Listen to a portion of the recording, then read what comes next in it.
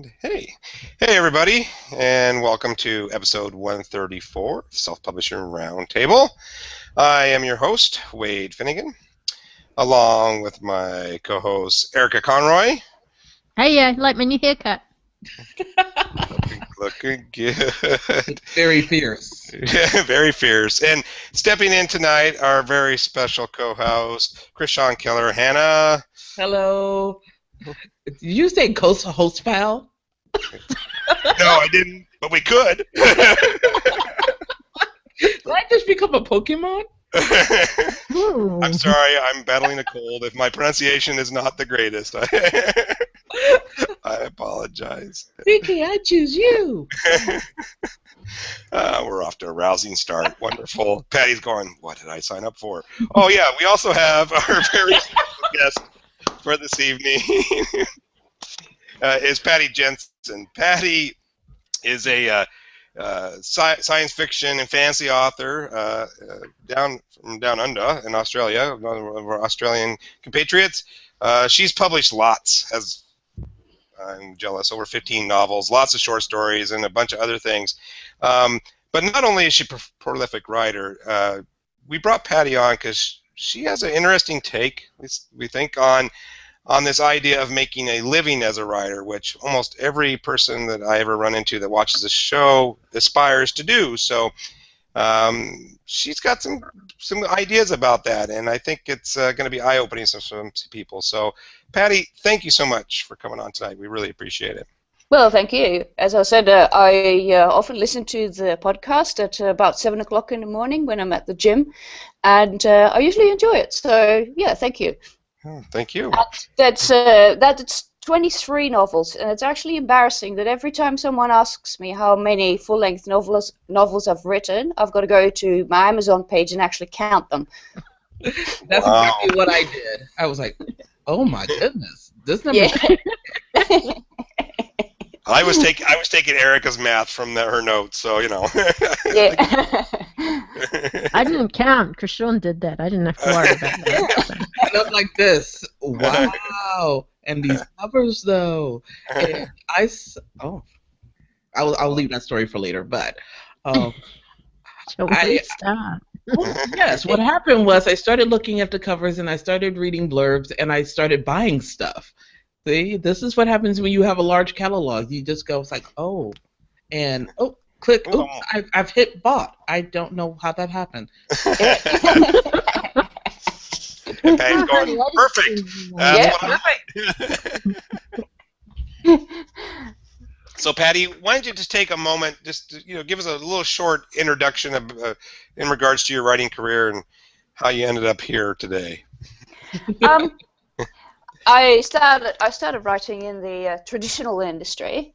Probably 2003. I started writing when my dad died of cancer, and he was a very brilliant, very active man. He had a lot of interests.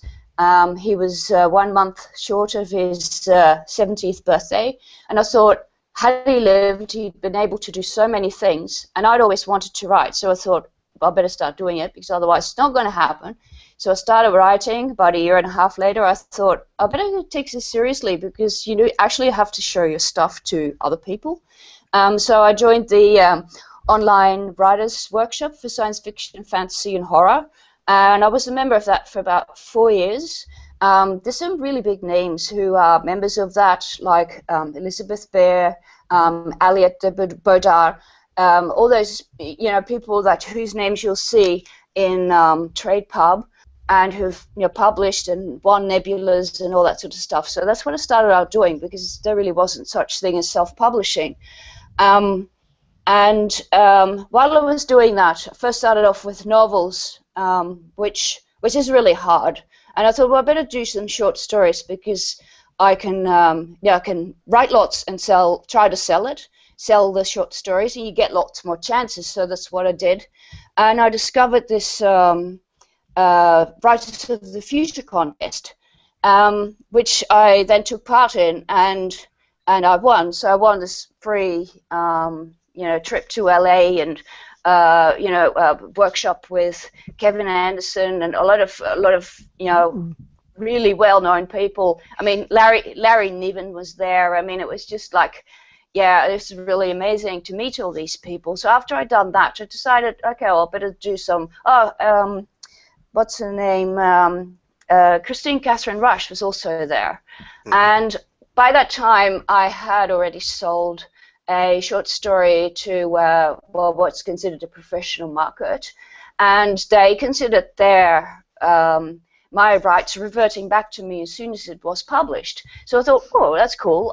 I'll self-publish it, and I did that. So I was sort of dicking around with this story a bit, just seeing, basically, I love to poke things and see what happens. So that's what I was doing. And then I put up a kid's novel, and then I put up another novel which I'd written, completed, sent to publishers, got really nice comments. Then decided, yeah, actually the way I was trying to write it was wrong, so I gutted the thing, rewrote, and then of course I'd run out of places to send it to, so I put that on as well. And then I started writing a trilogy, and I thought, okay, well, I'm going to try this. I saw an ad for a workshop I wanted to take part in, and I had 5 weeks to write this novel. And while I was writing it, it kind of grew and grew, and I realized that I had a trilogy, so I cut it in 3. I sent the first half to the the first third to the workshop, didn't get in, and then I thought, I've got this novel, let's send it to some agents, and I sent it to 5 agents. 3 asked for the full, and then I sent it to another 5 agents, and another 2 asked for the full, and then the GFC hit, and I never heard from most of those ever again. So I thought, well, screw that. At that point I had a really important realization, which is what you're selling when you're selling fiction is not your books. Yeah, I mean, you do sell your books, but what you're actually selling is your ability to write more books. So what you're doing is selling them a promise. Yes, you promise. Because if you put those books on and said, well, this writer is never going to write anymore, people won't buy. People like the promise of, okay, I like this. Is there any more? And that is I thought, well, okay, so I've got this trilogy. I'm going to write it because I can try and shop in the current climate book 1 for years, and who knows how long it's going to take the industry to pull itself out of this funk. Right. And yeah, so I self-published. I started self-publishing it, and I thought, well, by the time the industry has recovered, and I still feel like I still want to submit to them, I'll have written something else. So, at what point did this 3-year plan come to play, or did you know it was a plan, or? No, it wasn't. No, it wasn't. It was. Well, there's several things. I'm interested in as a self-published author, because then I published the trilogy, and it did very little on Amazon, but all of a sudden it started selling on Kobo. Right. And I had those months where, I mean, honestly, I'm not lying, 80% of my income was from Kobo. Wow, that's a lot. Yeah, and so I had like 1 month, I think it was something like September or October, I think 2013 or something, that my Amazon income was 5% of my total income. What was that due to? Do you know? Or did you even bother to check it in? You mean? Why was it 5%? Amazon was, because it just wasn't selling. And I just don't know. I have never really had much in terms of, the magic algorithm love, and I didn't really advertise very much either, because I was still writing certain things, and it's just having fun. And so when that happened, I thought, oh, this is actually sounds quite interesting, because I still wasn't sure whether I wanted to go the traditional route, or whether I wanted to stay self-published. I decided with this trilogy, I'm just going to have fun. But while that was still happening, the sales on other platforms, including Amazon, were also going up. And then Kobo Gate happened, And I then decided to make the first book free, and that was even better. So then it started selling on Amazon as well, but never really in any huge numbers.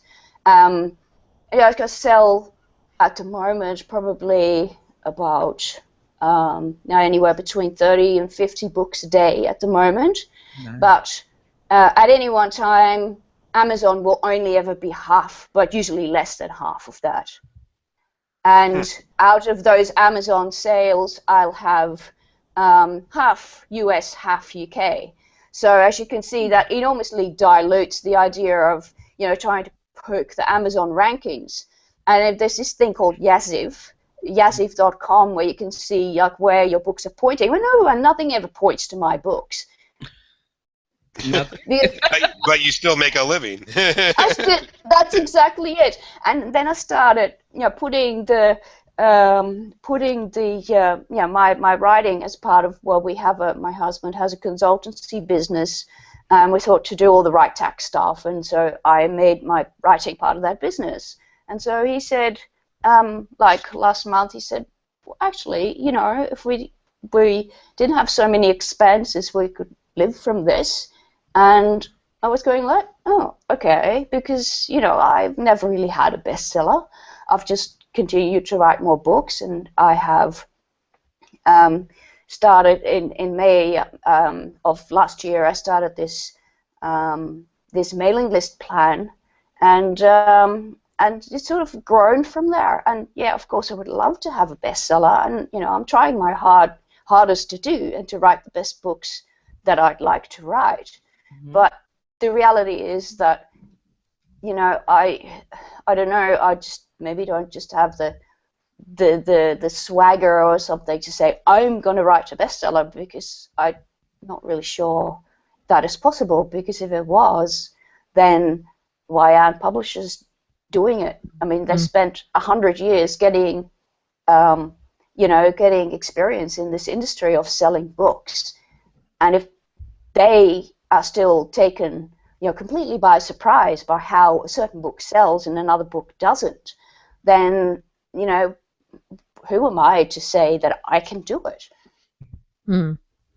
So could you just outline how the 3-year plan that you came up with and posted on Amazon, how that actually works for our listeners here? On the Kindle boards.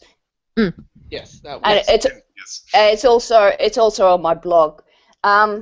How it works? Well, you write a trilogy, and then you try to.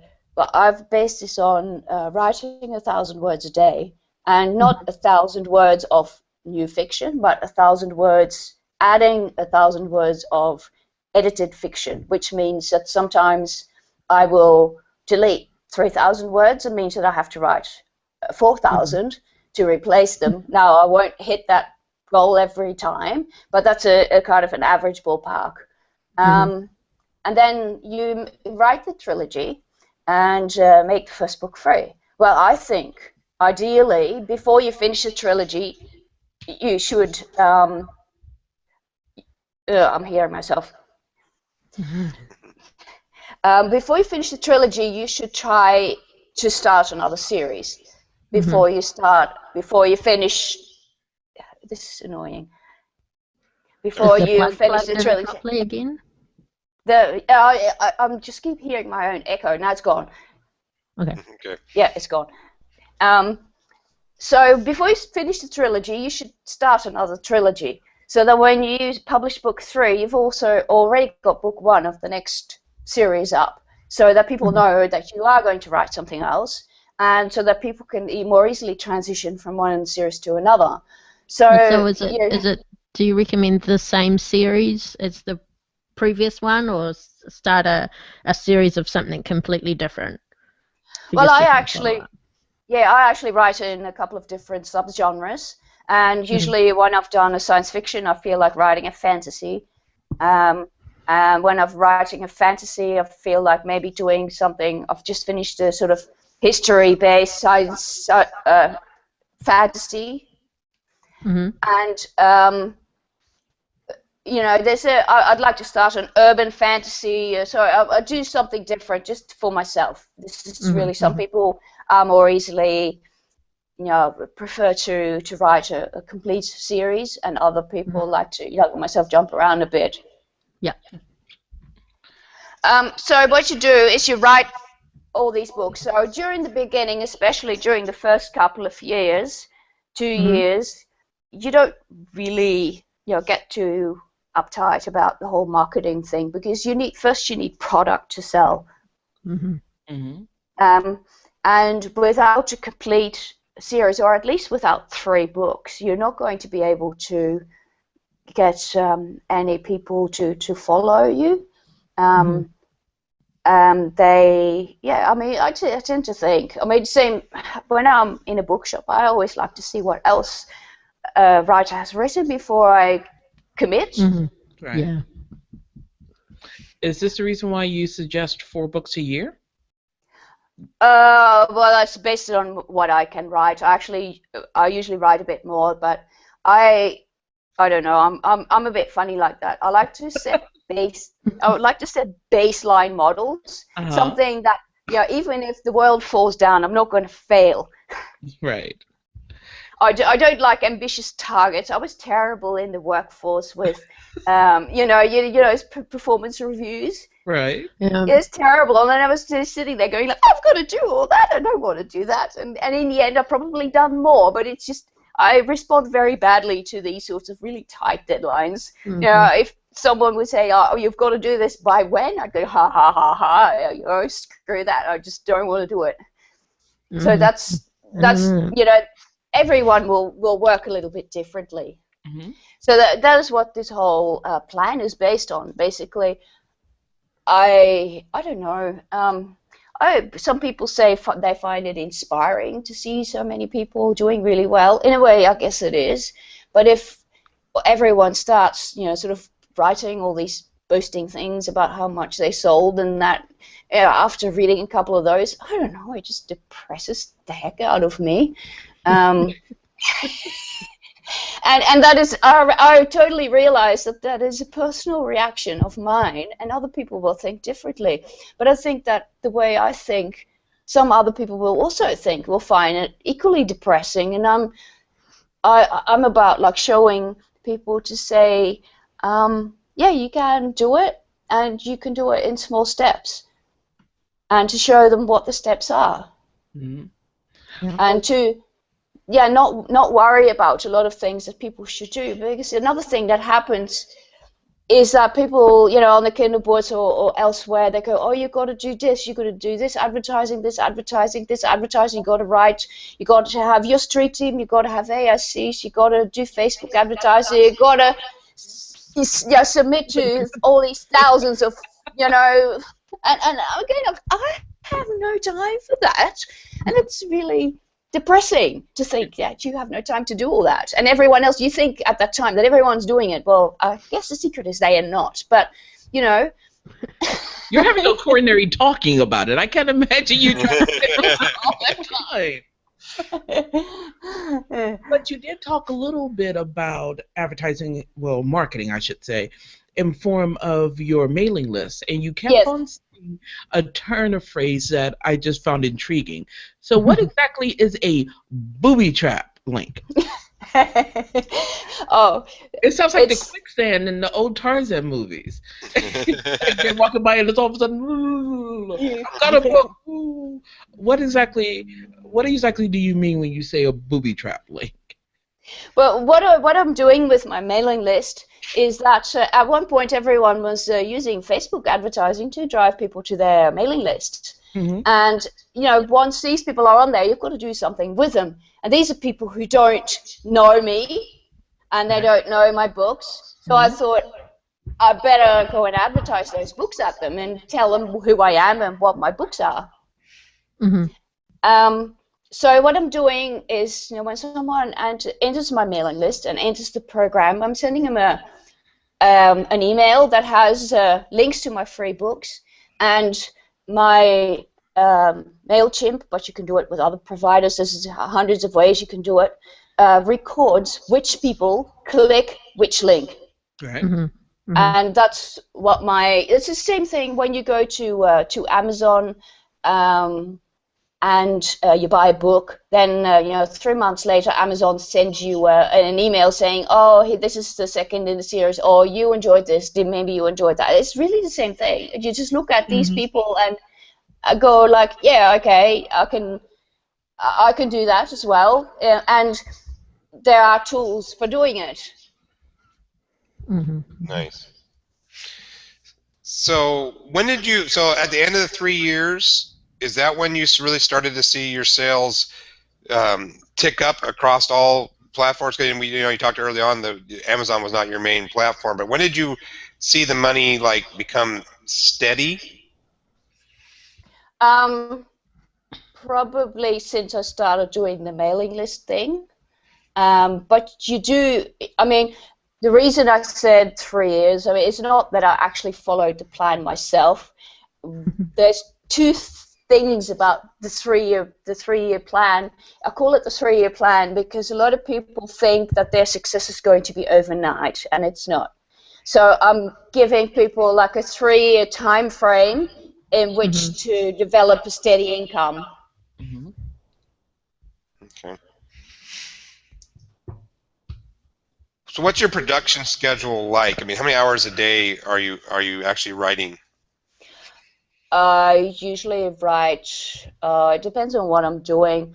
During the first part of the draft, I only run a single draft. I'm a pantser. I write a single draft. During the first half of the draft, I will probably write about I don't know, a couple of thousand words a day, and I'll probably write more than I'll do other things. And towards the end, I have to start thinking about what I want to do with the story, and then it becomes slower. Okay, so you're not necessarily like saying taking the year and breaking it into 4 parts and make sure I publish a book at each time. Not necessarily. I mean, the idea is just to make sure that you have a plan. The echo is really bad on this. Yeah, it keeps coming in and out for me too. Should we try without the headphones, you think, Erica? Yeah, give it a shot. Okay. Yeah, go ahead and unplug them. Is it better? Yes, it is. Yeah. Okay. Yeah. Can you hear us? Okay. Yeah. Okay. So yeah, we'll go with that. That way, we won't get the feedback so bad. It's hard. I know it's hard to talk when you hear yourself. All right. Who's got the next question? So, regarding the MailChimp automation that you've set up, are you afraid that some readers might think that you're a bit too spammy and leave your mailing list, or is that something you're encouraging? They're totally free to do so. Next question. Sure. It's just one thing. By the time the reader decides that they don't want to get my emails, they know about me, and the program has served its purpose. True. Yeah, that's good. I like that. I'm not really about collecting as many people on this list as possible. It's actually quite expensive on MailChimp, so I prefer that if they didn't, weren't interested, that they left. Yeah. Okay. So we mentioned that you write in trilogies or series, and you do a block of them here and then a block of them there. Do you look to see if do you do that to see if one certain trilogy will take off and if you'll go back to it later, or if it doesn't take off, will you dump it?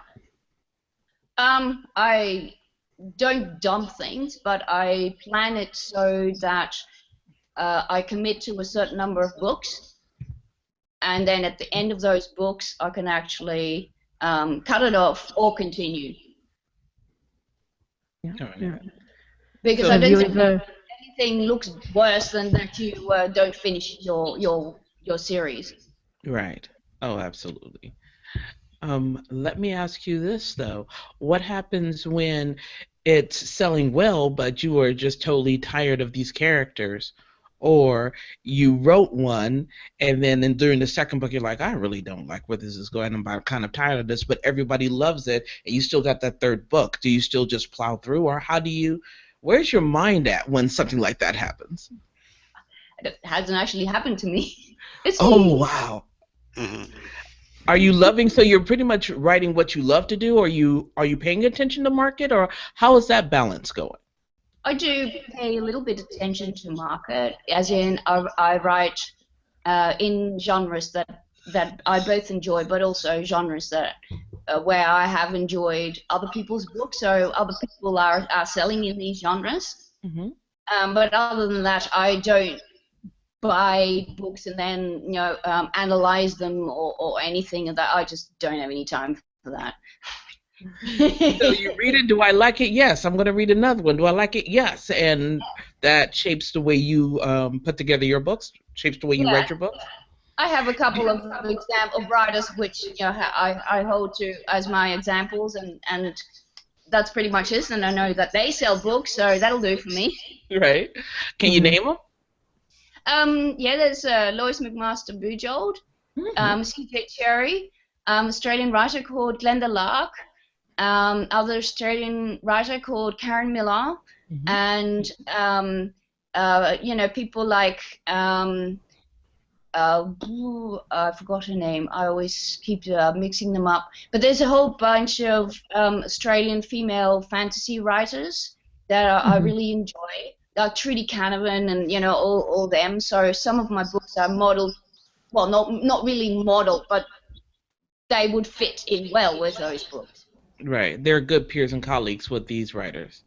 That's great. So and then there's my science fiction, which is like Lois McMaster Bujold and C.J. Cherry, and I also really like Kim Stanley Robertson and also the hard science fiction.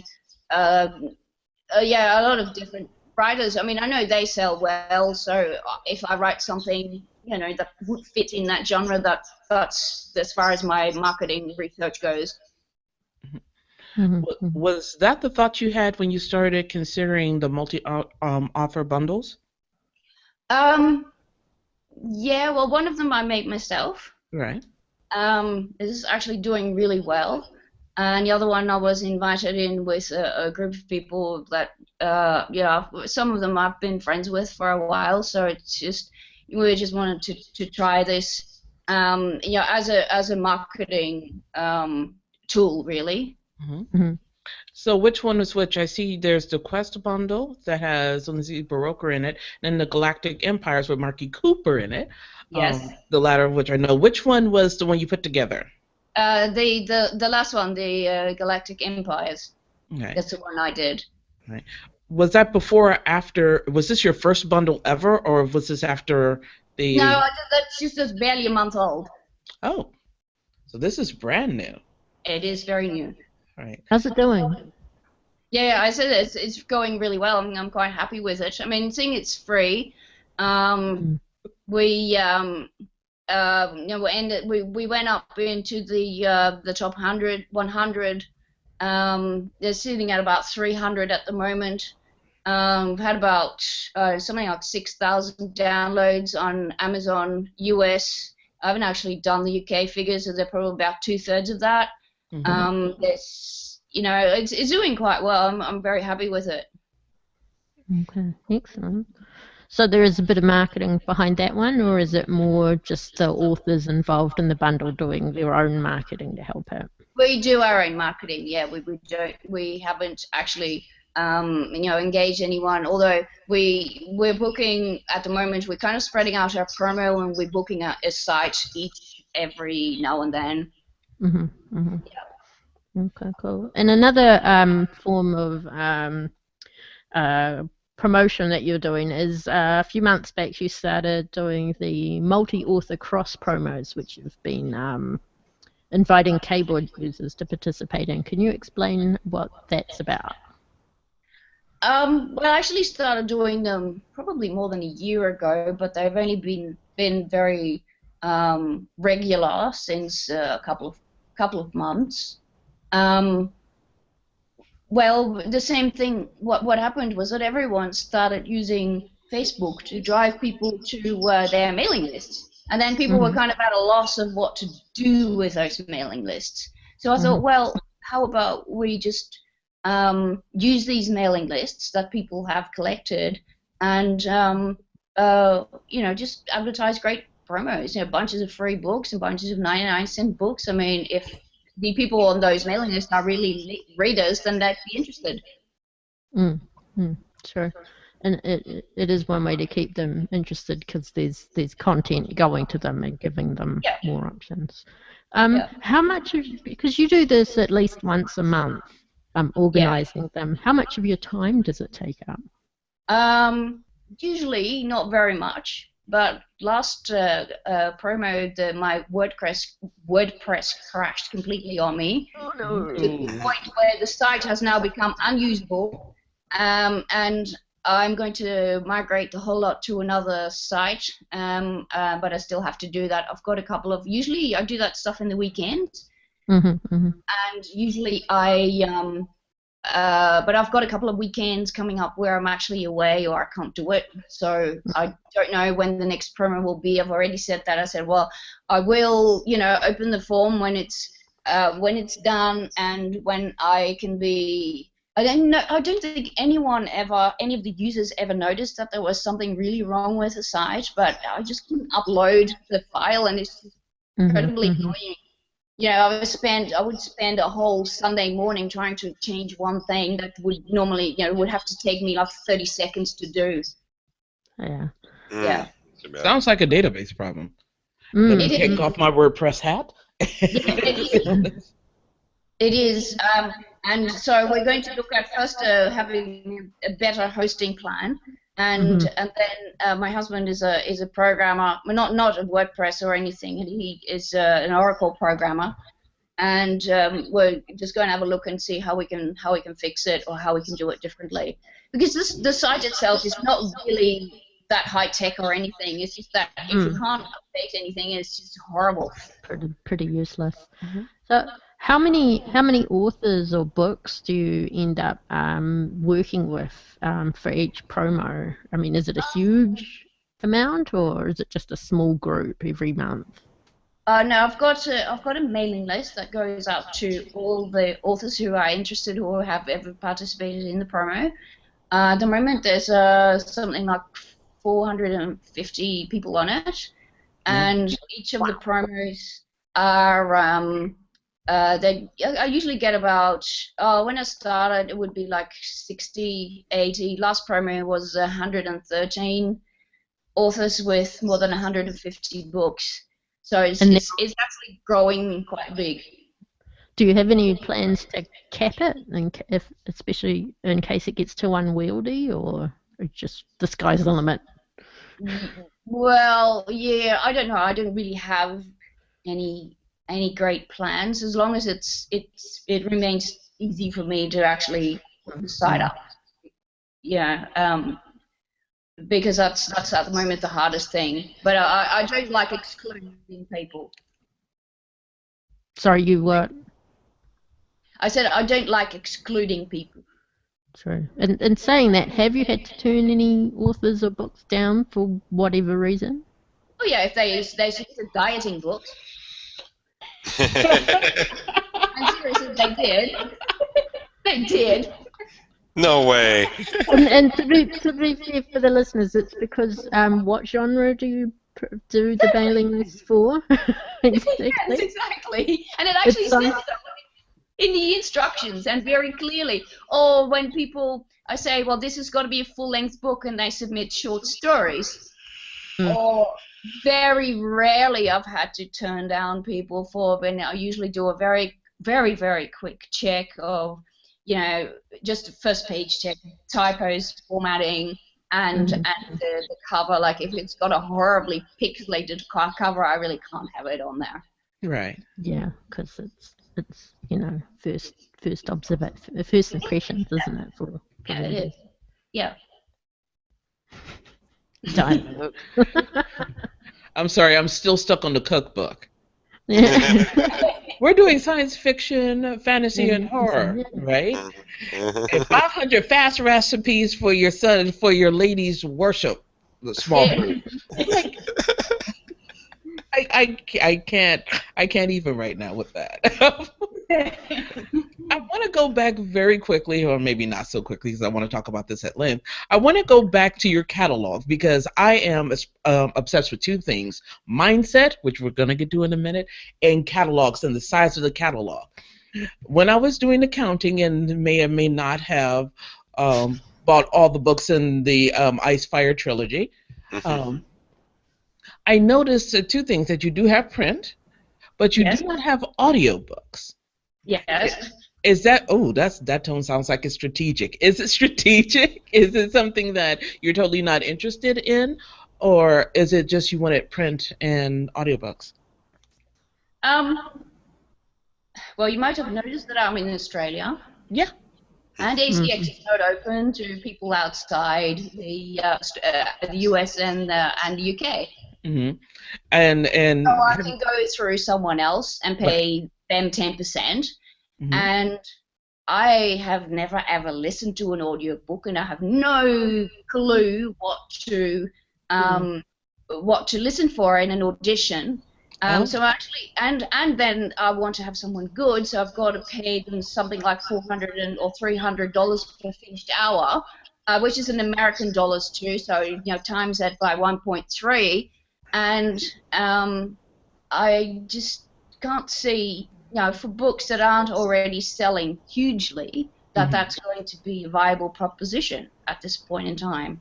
I'm kind of thinking about it, but I wouldn't need to employ someone to actually do my auditions because I just don't feel like I have anything like the knowledge to do those, do what's for. All right then. Are you finding print books are worth it, or are they just there to lend a bit of credence to the ebooks? I mean, what's your thinking on that? Well, I did my own print formatting for non-fiction books, so I had that prior knowledge. So for me, it's easy. I've set up a couple of InDesign templates, and I just drop it in there. It takes me about half an hour. Then I visit local fan cons, conventions, and I take my print books, and that's what I've got them for. And other than that, no, they're totally not worth it. But yeah, I mean, it looks good on the page. But seeing as they don't actually cost me either much time or money, you might as well get them. Yeah. And whereas How much audio would be a huge investment, and I just can't see that working at this point in time. How much have you played around with your price points for your books? Have you changed prices quite a bit? Very little. And that by design, or just because you didn't feel like you needed to? I didn't think I needed to. The only thing I've done is with some of my first books in series, some of those were previously paid. Some of them have always been first free. Otherwise, if they were paid, they were always cheaper than the others, like either $2.99 or 99 cents. But I prefer just first free and then the rest. What I do is, when I research price, I just go to the category that I want the books most to be in, and I'll see what the average price is of the books in that category, and it's usually $3.99, so that's what I've stuck with. And remind us how long your books are? They're anywhere from between 50,000 to 140,000 words, but most of them are about 80. All right then. So very standard size for the genre, and a very standard price.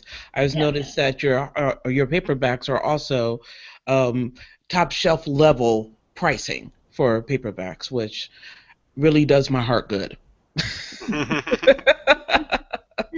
It really does, because a lot of authors want to, they want to short sell themselves. They do not want to ask for what they believe it's worth, or what the writing is worth to them, or charge it based on the effort that they did put into the work. So it just pleases me so much that you are doing that. Well, when I put my paperback pricing I make sure that I make at least about $2 from it, Mhm. from expanded distribution. Good deal. Yeah. Yeah. So, It is. This just. I'm just so It's happy like with that. I rarely sell any paperbacks anyway, and all the ones that I do sell are ones I hand sell at cons. Mm-hmm. So it's not really sales that you're after No, for them, is it? Not online. but they do sell occasionally. yeah, because some people just like to have the paperback, right? Yeah. You've touched a little bit on advertising, but how much paid advertising have you done, and do you budget yourself for that? Well, I consider my $50 a month MailChimp pay advertising. Yeah. Yeah. On top of that, I advertise on BookBub whenever I can get them. Mhm. I submit once every week on a Sunday morning. With a different book, right? You've got the catalogue that the numbers should one day be given. Well, that's one of the good things about having a big catalog is you can just chuck them something different all the time, Mm-hmm. and that also means that you're going to get featured a lot more. Right. Well, hopefully, yeah. Yeah, hopefully they already get rejected you. They're looking up. Oh, here's Patty's submission. I'm Patty sure again. I'm sure they know. And then I do ENT, and sometimes I try a little bit of stuff. I've basically given up on Facebook advertising because it just it costs me too much time, Mhm. and I don't have the time. I'd rather, if I spent all the time that last year I spent on doing Facebook ads, I could have written another novel. Mm-hmm. Yeah. There is a small amount of trigonometry involved in that. I do Yeah. see it. Exactly. So I don't really want to spend this time going through all my Facebook ads and spend hours each day trying to figure out like why they aren't working or Yeah. if it gets to that point, I'll just employ someone to do it. I kind of wanted to dig into this idea of making a living writing with kind of what we titled the show without having a bestseller. Of course, don't share whatever you don't want to share, but like, what kind of consistency at this point in your career are you getting? And when you say you're making a living, can you give us like a ballpark of what that income looks like? Mid four figures. Okay, and is that consistent, or Yes. is that okay? It's remarkably consistent, except for when I get a book bowl. And I don't really count those spikes anymore. I just draw a straight line through them. So there's like a bonus. Here's my fun money. Yeah. So And long then as you it goes up and cover the cost.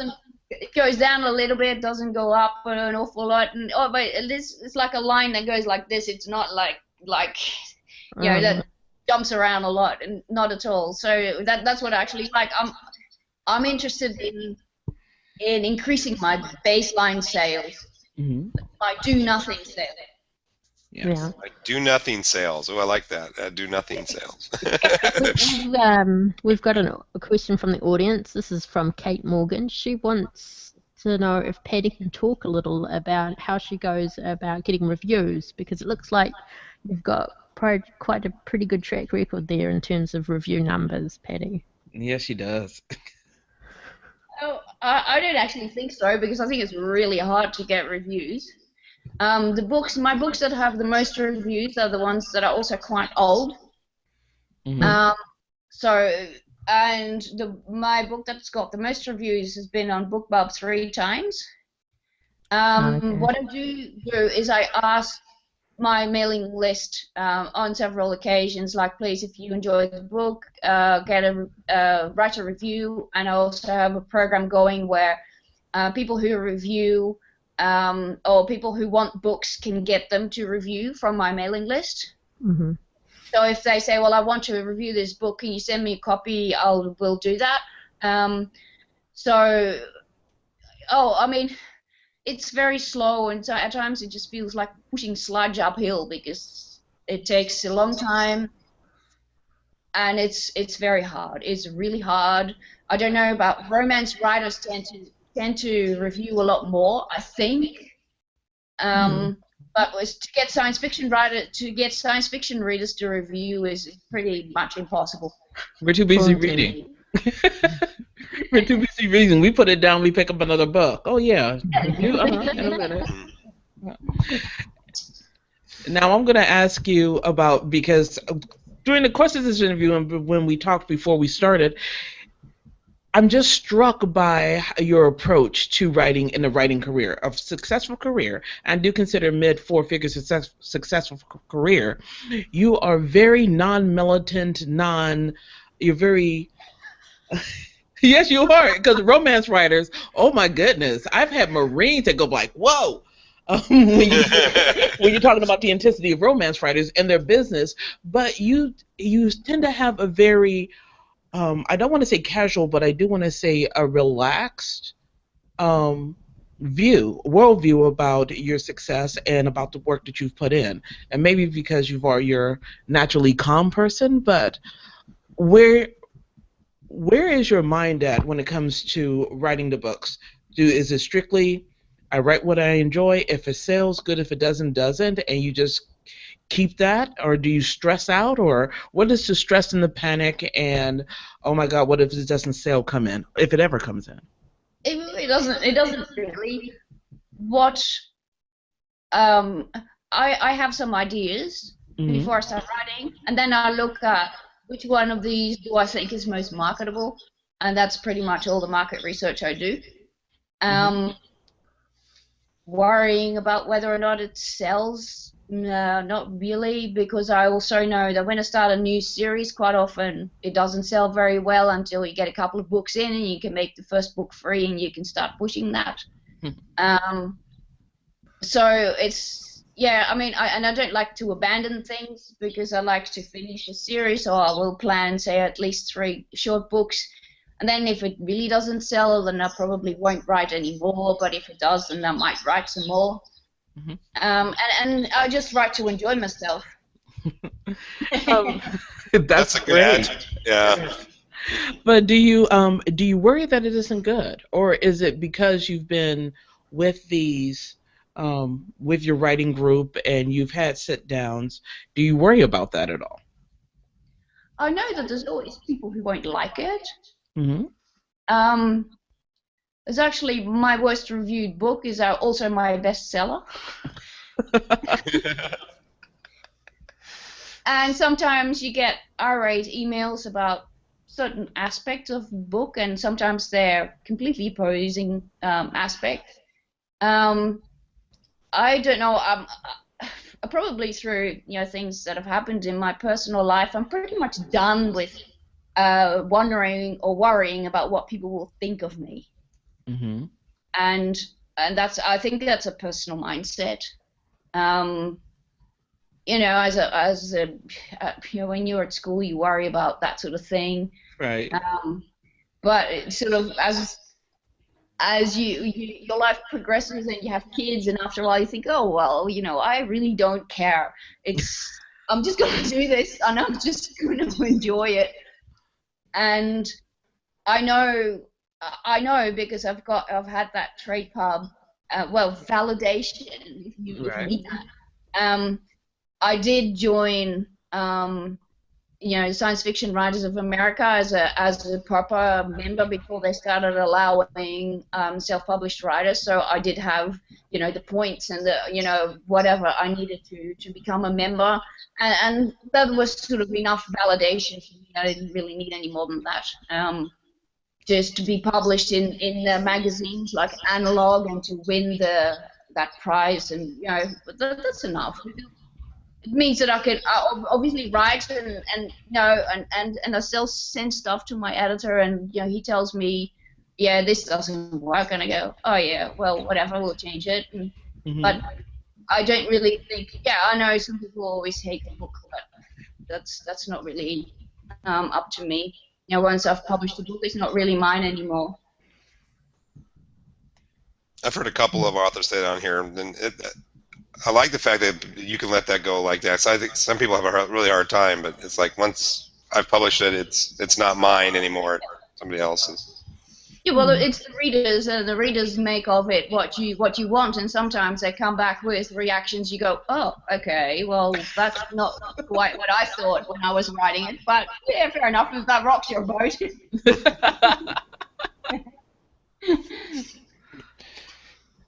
So, going back to the multi-author cross promos, if say, like, if we, the self-publishing Roundtable, decided to run one, what kind of advice would you give to us just as we're starting out? If someone wanted to start something like that, the cross promo, I would think that I don't know. There are some people who do things like they give out a prize. I don't do that because I don't like to ask people money. Because it's a barrier, and it also makes you think that, well, not really. How open, how many bits of $10 does the author get, and how many of that, how much of that are they actually going to use for the promo? And so it's a kind of a transparency. I say, look, I don't charge, and I'm using Amazon affiliates and Apple whatever affiliates where I can, and that's how I get a bit of my money back, because it's not all that much.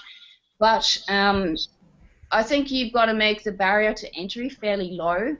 I don't like promo sites where they require so many reviews or any of that sort of stuff, or a special star rating or any of that kind. The readers can decide. The reason I think why my promo was really successful is because I said, look, if I don't normally spend a lot of time on Facebook, as in talking about my books, or I just really never look at my Facebook feed. I do go look at groups, but I don't actually talk to people on Facebook much. So if I suddenly started posting this on Facebook, it would not look real.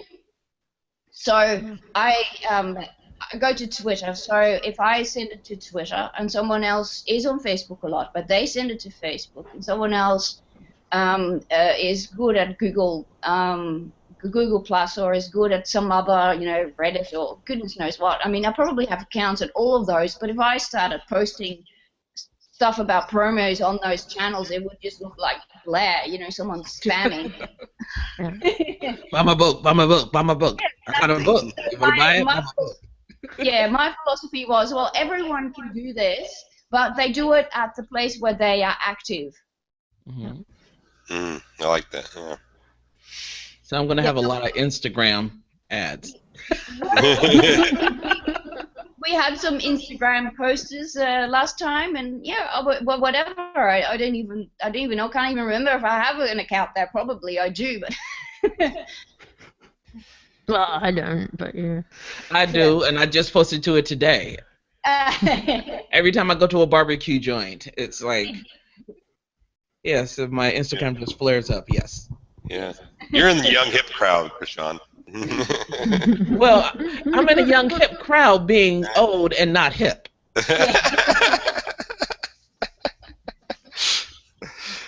Like, no, I just live in Austin. Well, I live in Austin, and I actually pay for Austin.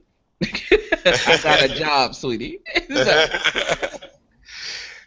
Well, yeah, somebody's got to pay for it, right? Exactly. And believe me, I do. I'm trying to think here. I'm looking at my question list. Erica, is there anything we missed? I think we covered a broad range of everything. We can end it now, though, if you want to. Yeah, I don't think so. Is there anybody else got any questions from the site? I didn't see any more, so. No, I don't see any more either. No. Okay. No. Yeah. I think I actually covered what we had, Patty. Thank you so much. Yeah, thank you. It was really interesting, and I think it gives a lot of people hope. To be honest with you, I think with the way Krishan was kind of talking about it, it's that relaxed attitude. There does seem to be in the author circles a lot of pressure to perform and write a lot and hit these lists and do this promotion, and it's just kind of refreshing with you. Just like I sit down, I write, I put out books, I keep putting out books. if they don't sell a lot, oh well. I put out another one, and pretty soon I'm making enough money. So. You still have to put in the work. Yeah, you still got to put in the work. Yeah. The thing is, the more books you put out, the more the other ones will sell. Mm-hmm. That's definitely what I found. Yeah, they kind of feed off each other. Yeah, they do. So yeah, great advice. So for everybody listening live, thanks, and thanks for your comments, questions. As always, if you guys get a chance, leave us a review on iTunes. We'd really appreciate it. Take the time to do that. And anybody wants to stick around for after party, I'll put a link up on the show next week. I even made a note of it, and I can't remember who it is now off the top of my head. We have, is it Ruby Madden and Emerald Wright? Yeah, they're the same author, but I'm not sure yet what name we have to call her, but we'll find out. Oh, okay. There you go. And Blab this week on Sunday, correct? Yes. Yep, it is. All girls. It'll be great. So, all right, check us out for that. So, again, thanks everybody, and I'll just say good night, internets, for X. Why he's getting a suntan down there, and You mean while he's blistering up? yeah, that pasty white skin. Wait till he hears this back. Good night, everybody. Good night.